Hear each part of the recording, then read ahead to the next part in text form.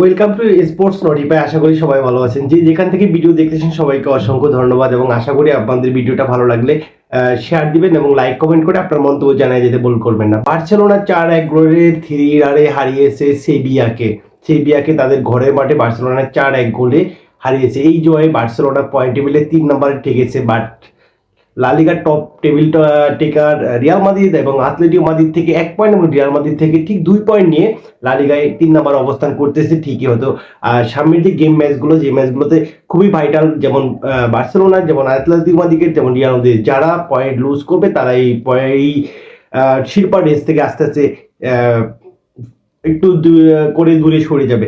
এখন এইটা মূল কথা হলো বার্সেলোনার এই জয়টাকে এতটা সহজ ছিল কিনা। না, বার্সেলোনার জয়টা একেবারেই সহজ ছিল না।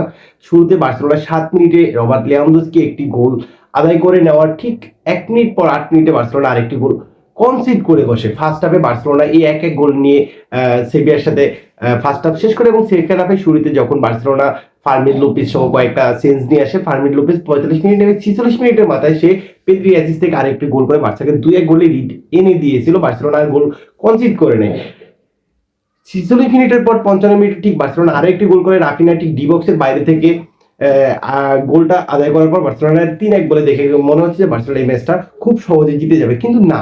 এই 55 মিনিটে 3-1 গোল হওয়ার পরে 62 মিনিটে ফার্মিন লোপেজ অনাকাঙ্ক্ষিত ভাবে একটি রেড কার্ড খেয়ে বসেছে। রেড কার্ডের দায়টা ফার্মিন লোপেজকে খুব একটা আমরা দিব তাই মনে হয় না, কিন্তু রেফরিরও তো যথেষ্ট ভুল থাকতে পারে। বিয়ারে রেফরি সরাসরি ইয়েলো কার্ড দেওয়ার পরে বিয়ারে গিয়ে চেক করে এটাকে রেড কার্ড কিভাবে দিলেন আমাদের বোধগম্য নাই। যদি ম্যাচটা আপনি দেখে থাকেন তবে হাইলাইটসটা দেখলে আপনি বুঝতে পারবেন।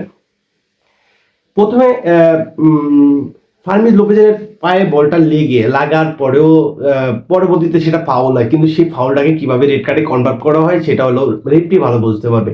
এইভাবে চলার পরে বার্সেলোনা আর 90 মিনিটের মধ্যে আর কোনো গোল খায় নাই। ঠিক 89 মিনিটে এরিক গার্সিয়া আরেকটি গোল করে এবং বার্সেলোনাকে 4-1 গোলের সহজ জয়ে এই ম্যাচটা জিততে যাওয়ার অধিকারটা আদায় করে দেয় এবং বার্সেলোনাকে লা লিগার ঠিক পয়েন্ট টেবিলের রেসটায় পুনরায় আবার ফিরিয়ে নিয়ে আসে।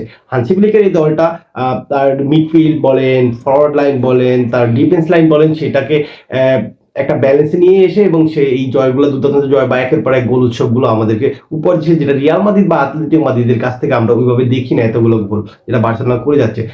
বার্সা এমএস জিতার পরে বা তারা লা লিগা জিতার অন্যতম দাবিদার হিসাবে নিজেদের প্রমাণটা দিয়ে রাখলো। হয়তো অচিরেই বার্সেলোনা বা রিয়াল মাদ্রিদ, আতলেটিকো মাদ্রিদ যে কোনো একটা দল লা লিগা তো জিতবে, কিন্তু কে জিতবে সেটা আপনার আমার সবার জন্য চমক হয়ে থাকতে পারে। বাট আপনার মতামত আশা করতে চাই বা শুনতে চাই, আপনি কি মনে করেন লা লিগার কে জিতবে?